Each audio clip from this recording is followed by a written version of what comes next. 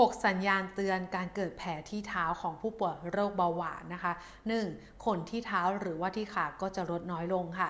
2. สีผิวของขาก็จะคล้ำขึ้นนะคะ 3. เล็บจะหนาขึ้นค่ะ 4. เกิดแผลเรื้อรังที่เท้าค่ะ 5. อุณหภูมิของเท้าทั้งสองข้างก็จะไม่เท่ากันนะคะ และ 6. ถ้าเกิดว่าเป็นมากนะคะก็จะเกิดการเน่าของนิ้วหรือว่าของแผลที่เท้าได้นะคะ ถ้าเกิดว่าเรามีอาการเหล่านี้รีบพบแพทย์เพื่อดูแลทำการรักษาโดยด่วนนะคะไม่ควรปล่อยไว้นานนะคะแต่ถ้าเกิดใครยังไม่เป็นนะคะก็ดูแลควบคุมค่าน้ำตาลให้อยู่ในเกณฑ์ที่เป็นปกติด้วยนะคะถ้าคลิปนี้ดีมีประโยชน์ก็สามารถกดไลค์กดแชร์ออกไปได้นะคะกินดีมีสติกับคุณอ้อมสารินีฝากเพียงเท่านี้สวัสดีค่ะ